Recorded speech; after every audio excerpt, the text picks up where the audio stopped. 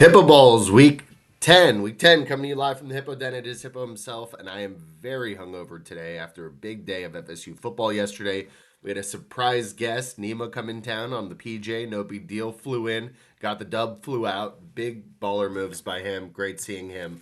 Get more to the game shortly, but of course, we got who's back, who's dead, and who's not back but not dead. Probably not going to be my best Hippo Balls. I'm struggling here, but I'm going to give you what I got. Start off with moral victories. Moral victories are back. UM landed a win, kind of, last night against the Seminoles, covering the spread, which was 14 and a half. They only lost by 7, 27 to 20. Emory Williams played not bad, taking over the job for Tyler Van Dyke. Of course, FSU is 10 and 0 and number 4 in the country. But for a former storied program, it's a feel-good story needed in another lost season. Currently, they're 6 and 4. There's still hope to make a bowl of some sort. I think the Blockbuster Bowl probably has an opening. Um, Mario Crystal Bum is 11 and 11 through 22 games and has a worse record than Randy Shannon, Manny Diaz, Mark Richt, and the same as Al Golden during that time period of 22 games. Uh, like I said, it was a good game. They played tough. I had a lot of fun. Me and Nima had a lot of fun there. So good moral victory for the Canes. Salute to them. Next up, we got Travis Kelsey and T Swift love. I don't know if you saw that this morning, but the internet is a buzz with Travis Kelsey and T Swift. On his bye week, the Chiefs are on the bye. He goes to Argentina to support and watch T Swift perform, and she changes the lyrics to her Karma song. Karma is a na na na na na na. Karma is the guy on the Chiefs, and the place explodes. And they show Kelsey, and it's super cute. He's really shocked that she did it, and then they make a public kiss after the show. He's wearing some cute little outfit. She looks good. They kiss each other. They are the couple of the decade, probably. Good for Travis Kelsey. Aaron Rodgers keeps chirping him from the cheap seats that he got his COVID vaccine while his family won't talk to him, and he got dumped by Danica Patrick in that fake relationship, gay altogether, from what I've heard. That's the rumor. But Travis Kelsey way way up, T Swift way way up, their relationship way way up. They're super duper back. Speaking of Taylor Swift, Double Crossing is back. Double Crossing. Brittany Mahomes, who before Taylor Swift came along and saved her life, was an annoying. Everyone hated Brittany Mahomes. She was so annoying. Her voice was stupid. She has a horse face. No one liked Brittany Mahomes. Everyone hated Brittany Mahomes. And Taylor Swift came and did some cool handshakes with her and gave her a hug and sat next to her at the games. And now everyone's like, Brittany Mahomes is not that bad. Brittany Mahomes kind of cool. She's hanging out with T Swift.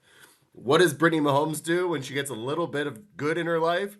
She stabs Taylor Swift in the back and does an ad campaign with Skims, which of course is owned by Kim Kardashian. And as you know, Kim Kardashian and Kanye West had a bunch of beef with Taylor Swift. He made that song, I Should Have Fucked Taylor Swift. I Made Her Famous. And Kim K, they played that recording. They secretly recorded Taylor Swift. Big enemies. And Brittany Mahomes goes and does a ad for Skims, which of course you think Kim Kardashian cares that Brittany Mahomes is in her Skims. It's clearly a shot at Taylor Swift, and Brittany Mahomes, being the ungrateful bitch she is, decided to take the money. Huge betrayal. Needs a reality check. Way too big for her britches. Let's see what Taylor Swift does. Let's see if she's sitting next to her the next game they go to. Bet you she's not. Don't bite the hand that feeds you, Brittany Mahomes. Next we got Who's Dead? Who's Dead? We got old timey Catholics. All the old super strict timey Catholics are not happy because Pope Francis, Gen Z Pope Francis, continues to lean very, very left, saying that transgenders can get baptized. Is that the plural for transgender? Transgenders, they can get baptized. And when asked about gay couples, he said, "Who am I to judge? You're the Pope. You clearly can judge. I'm not saying there's anything wrong with it, but you're the Pope. People are looking on you to judge. That's your job to judge. Clearly, you're okay with it, and I'm fine with it too. Not that there's anything wrong with any of that, but they are not happy. Religion overall in the world is down, so I guess beggars can't be choosers. You want to get everybody in the seats that you can, and whether they're transgender, they got pink hair, they're they, them, they want to be a dinosaur.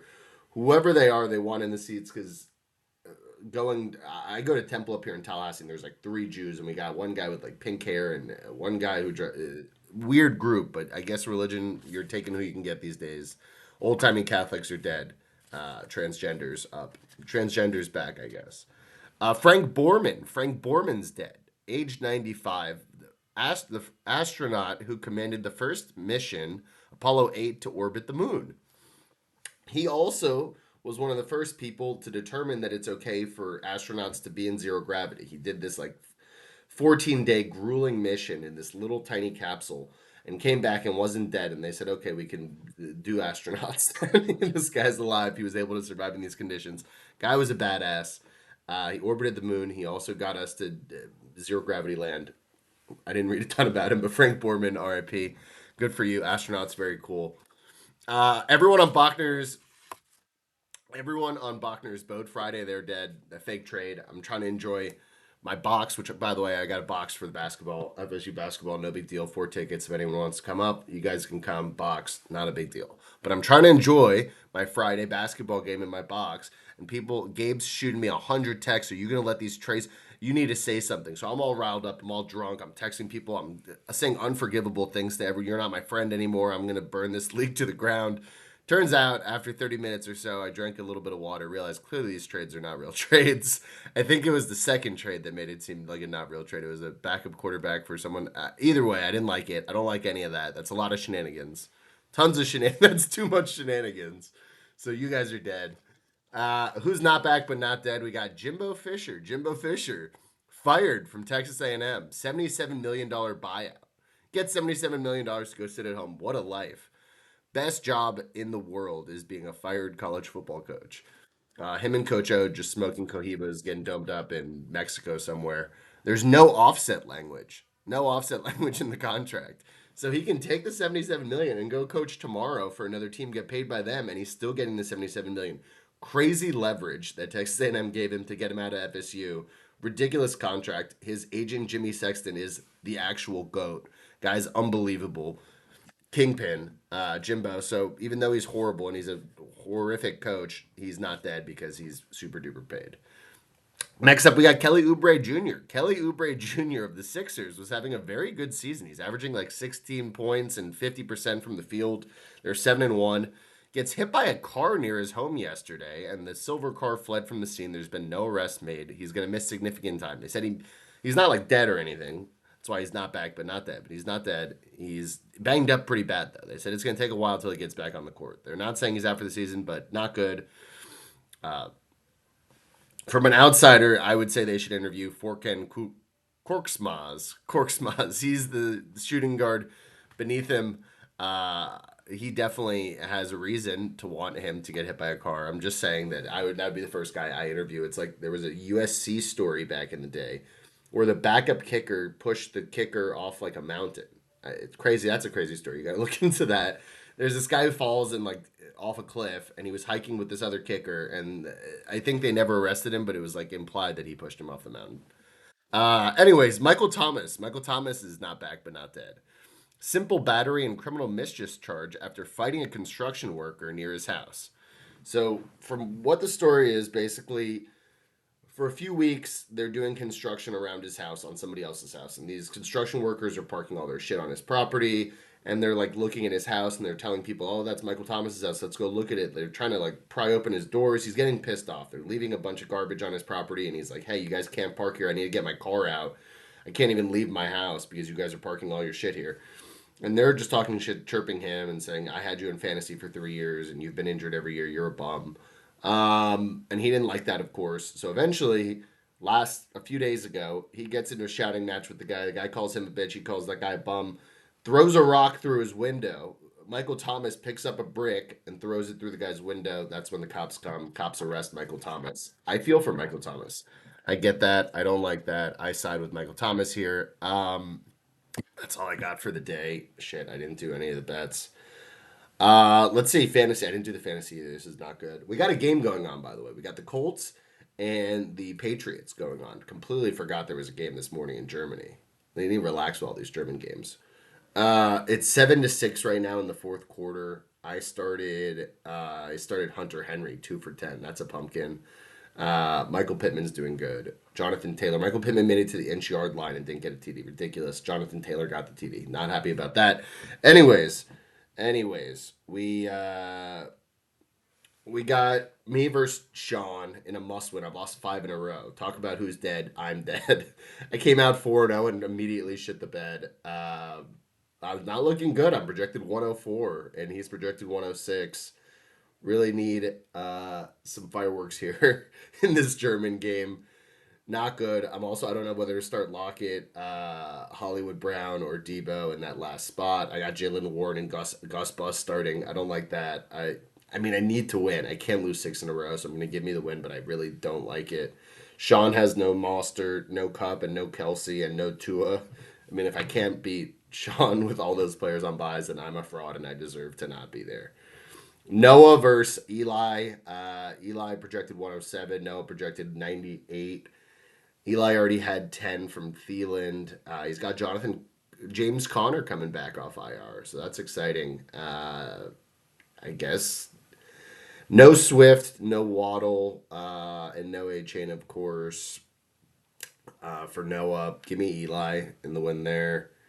Danny versus Ben. Danny projected 103. Ben projected 117. Ben really rising from the ashes. We talked a lot of shit, mainly me. I talked a lot of shit.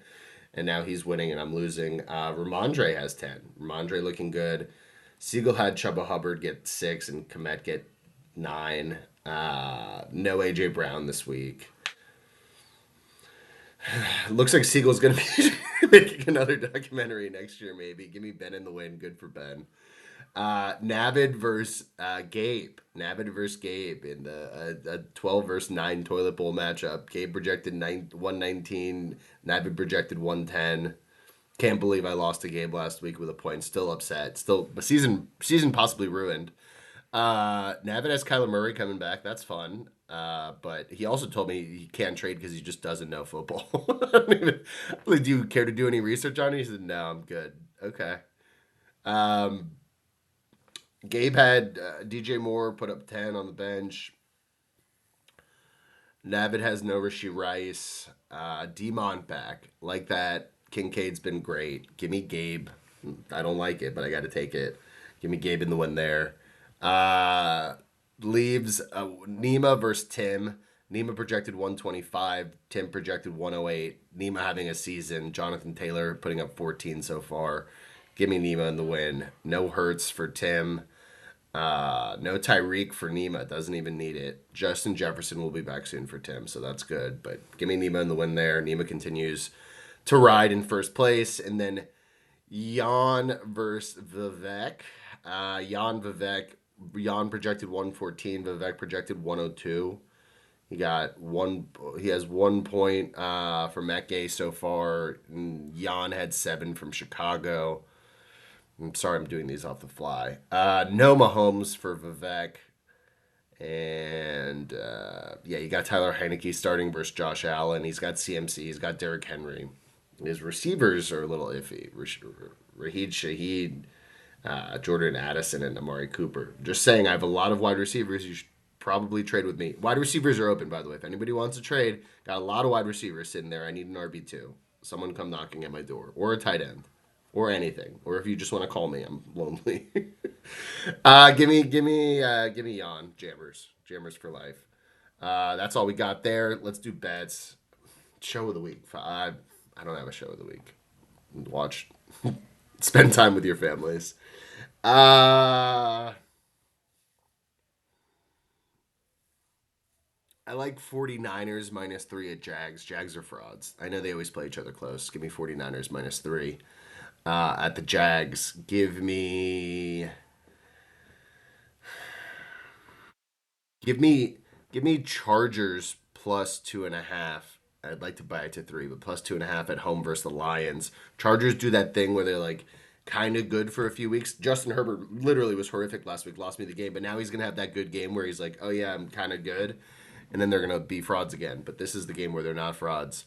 Um, I think give me Cowboys minus 17.5 against the Giants. Giants so bad. They got Danny DeVito starting at quarterback. They're so bad. The Cowboys defense is going to kill this poor guy. He lives at home with his family. He seems like a very nice man, but he's dead. He wasn't good in college. I don't know how he's starting for the Giants. That makes no sense. I guess they don't care.